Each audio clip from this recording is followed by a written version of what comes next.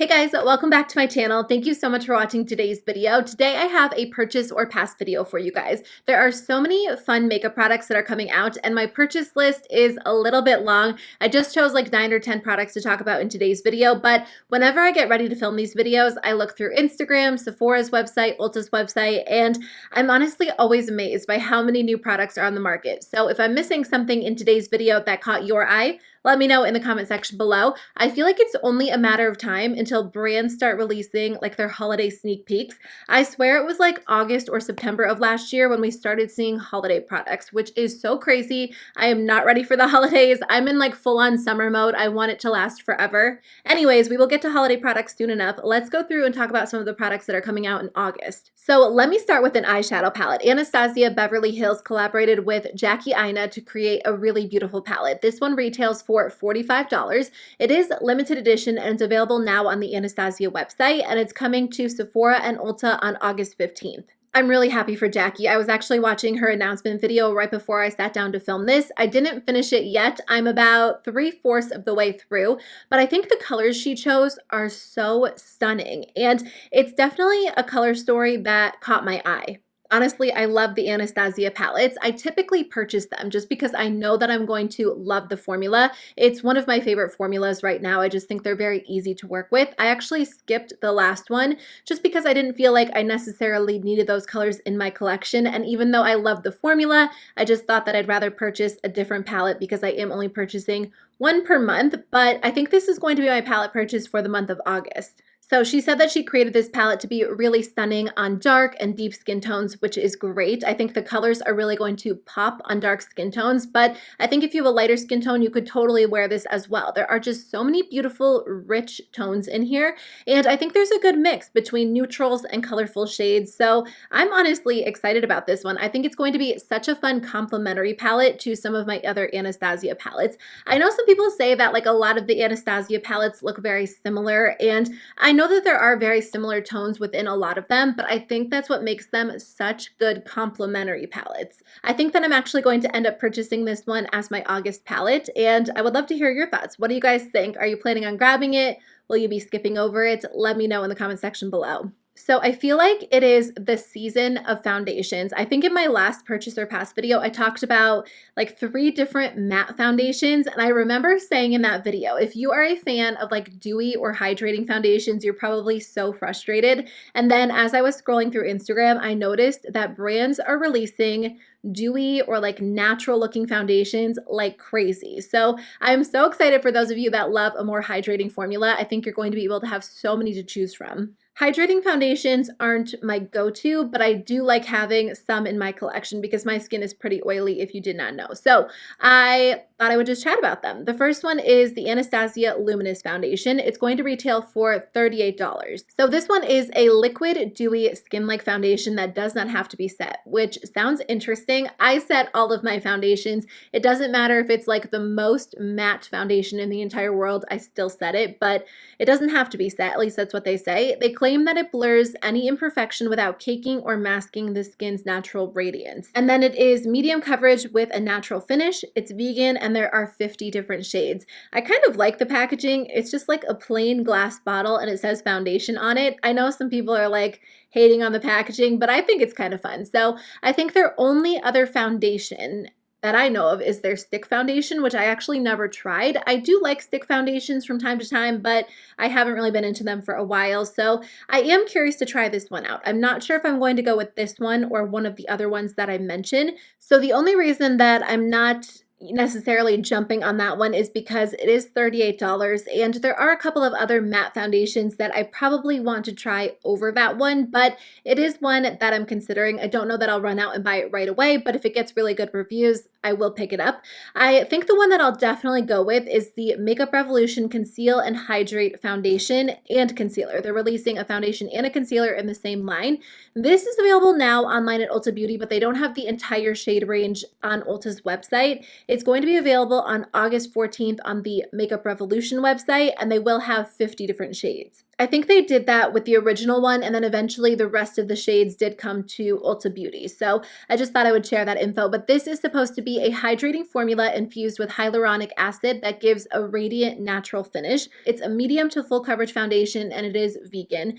It is $12 for the foundation, $10 for the concealer. So I really like the original foundation. I tried it a long time ago. I finally found a shade that works well for me, and I love it. It's such a good foundation for everyday wear because it is matte. It does have good coverage, but it's very, very lightweight and comfortable. So I'm definitely curious to see how this one compares. If the textures are very similar, like I said, I love mixing my foundations together. I think that could be the perfect combination for fall and winter for me because I do love mixing like a dewy option with a more matte option, but I'm also curious to try it out on its own. So I think that I will end up grabbing this one. $12 is a great price point. I love finding good, affordable foundations. I love the original so much, so I have high hopes for this one. And along with this one, I'll either grab the Anastasia foundation or this next one. I think it might be this next one just because I'm pretty excited about it as well. Fenty is releasing the Pro Filt'r Hydrating Foundation, and it's going to be available on August 15th at Sephora.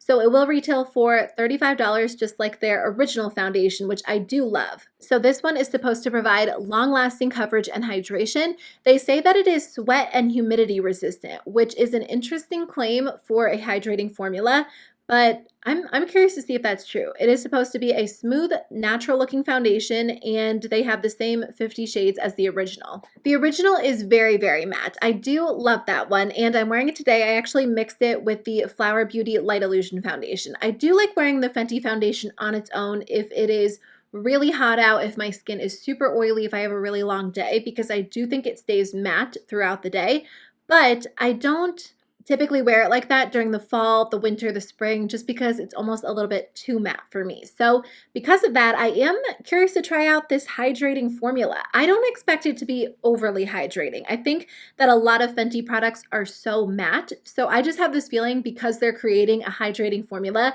that it's going to be like the perfect amount of hydration. Like in my mind, I just don't expect that it's going to like slip off the skin, that it's going to look incredibly oily or overly dewy. I just feel like it will have the perfect balance between like moisture and longevity, and I am really curious to try it out. I did watch a review this morning. Samantha March reviewed it and did a wear test, and she really likes it. It looked so pretty on her skin. Now, she does have dry skin, and I think a lot of people with dry skin are going to enjoy this, but I'm curious to see how it holds up on oily skin. I feel like, you know, I have oily skin, but I still prefer hydrating formulas sometimes. I'm sure some of you guys can relate. You don't always want like an intensely matte foundation just because it can be a little bit too much even for oily skin. So I'm excited to try it out. I think I've already made up my mind. I guess like based on what I'm saying in this video, I'll probably end up going with the Fenty foundation and the Makeup Revolution foundation and seeing how they work. So if you want to see a video on my channel, let me know. But I think that's it. That's it in terms of foundation.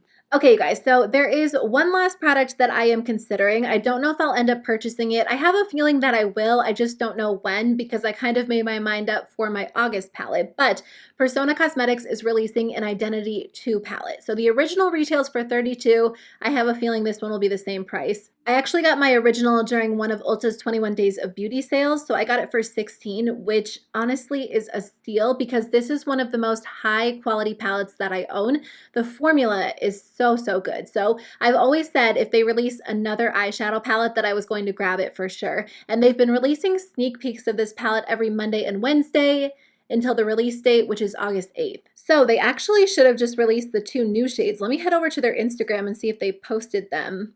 Okay, so they added a really pretty like burgundy and then also a black. This palette is looking absolutely gorgeous. I'm so excited about it. It looks like they have a good amount of matte neutrals mixed with like rich shimmery jewel tones. And if the formula is the same as the original, it's going to be such a good palette. I don't wear the original as much as I would like to, just because I have a lot of shades like that in my collection. So I feel like that palette tends to get overlooked. But this second palette looks like it's going to be right up my alley, especially for the fall season. Now I'm trying to decide if I should grab this one instead of the Anastasia palette for August. I think I'm still going to go with the Anastasia palette just because that one has me like so excited, and this one does as well, but I just feel like I'll get more use out of the Anastasia one. So I think the Persona palette will go on my list for September unless something else catches my eye, but I do think it's looking really, really pretty so far. So I would love to hear what you guys think. I think $32 is a great deal for their eyeshadow formula because it is so good. Okay, let's move on to products that I'm going to pass on. So I wanted to mention something from Fenty that I'm not going to buy, and the only reason that I'm mentioning it is because I almost bought it, but I don't feel like the value is really there. So I was looking through new Sephora products, and Fenty released a new set. It is the Fly Baby Mini Eye Primer and Liner Set, and it retails for $24. I'm always looking for like mini sets where the value is really great because I don't feel like I always need to add full-size products to my collection at this point, especially because, you know, mini sets are a great way to try out the products and see if you like them, but not only that, you usually get enough product that's sufficient. So I've heard so many good things about their eyeliner, so I thought this would be a good way to try it out, especially because I do have a couple of other liquid liners in my collection that I'm currently working through, but I don't know, like whenever I see a value set, typically if it's a really good value, they list it. Like they say $24 but $38 in value. And this one didn't have the value listed. So I did the math. I don't always do this, but I don't think there's anything wrong with being a conscious consumer. And I do try to save money wherever possible. The value of this is actually really terrible. It retails for $24, but it's only a $15 value. Now, if you love minis and you don't find that you typically use up a full-size product or you've been wanting to try these products, it might be worth it to you. I'm not telling you necessarily how to spend your money. If you typically go for these sets because they are a good value or you don't want to essentially waste $9, then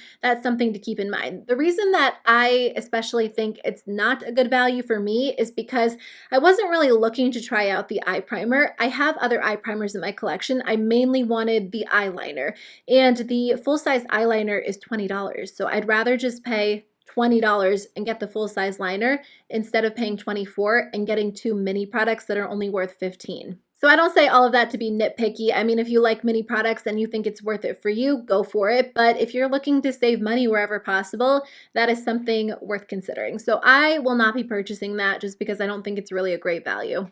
Okay, so ColourPop released a new collection, of course. They released the Strawberry Fields collection, which is really, really cute. I love the idea of like fruit-themed collections during the summertime. I thought the watermelon collection was really fun and cute. I just feel like, if I'm being honest with myself, I don't need this. The Strawberry Shake eyeshadow palette is so cute. I love pinks. I love them so much, but I'm exercising a little bit of self-control. I have a lot of pink eyeshadow in my collection, and I don't need a dedicated pink palette at this point. I do like this palette better than their Ooh La La palette. The Ooh La La palette is their other dedicated pink palette. I'll put a picture of it on the screen. And I do have that one. I wish they released this one instead of that one because I feel like I would get way more use out of the Strawberry Shake palette.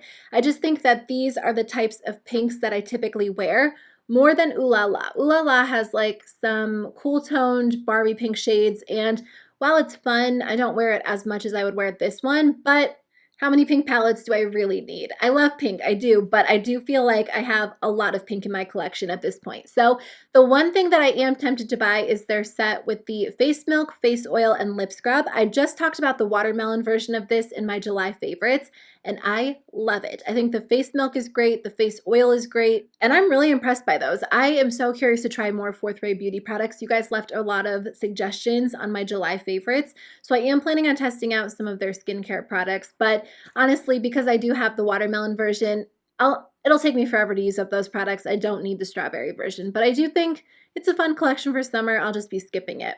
Okay, I have two eyeshadow palettes to talk about. So Tarte is teasing a yellow eyeshadow palette, which looks pretty, to be honest, based on this initial photo. It's just like a sneak peek photo, so I don't know what it's going to look like for sure. I do have the ColourPop Honey palette. I'm wearing it today, and I like it. I don't typically wear a lot of yellow, and I don't know why. I don't know if it's just because I've never owned a lot of yellow or I'm intimidated by it, but I like how this look turned out. I think ColourPop's monochromatic palettes make it so easy to do like a colorful look, which I do love, but I feel like because I rarely wear yellow, I definitely don't need like two dedicated yellow palettes. That being said, this picture, like it looks very yellow based on the picture, but if you kind of look underneath like those single shadows, it does look like there are a lot of neutrals on the cover, but I can't tell for sure. I think the difference between this palette and ColourPop's palette is that this one will probably be like half neutral, half yellow, or like neutral with pops of yellow compared to ColourPop's palette, which is all yellow. So if you are intimidated by yellow and you really like to create a mainly neutral look, the Tarte palette might be for you. But the ColourPop palette's only $12, and you know, based on using it today, it was very, very easy to work with. The last palette that I won't be buying is from Natasha Genova. They just released a coral palette, which is available for $48, and you can get it now online. This one is super pretty, and it did catch my eye. Like after trying the Natasha Denona Sunrise palette, I have been curious to try out another Natasha Denona palette. I love all of the shades in here, and I think they're so interesting, but two things. I told myself that I cannot buy any more of her mini palettes. After trying the Sunrise palette, I did feel like the formula was better than the formula in the mini palettes. So I've kind of just made up my mind that if I am going to spend the money on Natasha Denona, it's not going to be one of the mini palettes. Although this one isn't actually like a mini palette. They have like the mini palettes that are $25, and then they have these 5-pan palettes that are $48. So I guess the other thing that's really holding me back is the fact that I don't want to spend $48 for 5 shadows. I like the Natasha Denona formula, at least the formula that I got in my Sunrise palette, but I don't think I like it enough to justify that price tag. Like I don't want to pay $10 per shadow when I can spend like $48 and get an Anastasia palette with a ton of shadows. I just don't personally like the formula that much. I want her to release more of her 15-pan palettes for $65. I feel like that's a really good value because it breaks down to be $4.33 a shadow, which is a great deal. So I'm hoping she does another one for the holiday season. I think that's going to be like my ideal Natasha Denona palette because $65 for 15 shadows is something that I would be willing to pay because I do like her formula. I just don't like it enough to pay $48 for 5 shadows. So I'll be skipping over the coral palette even though it is pretty. I just don't think I need it.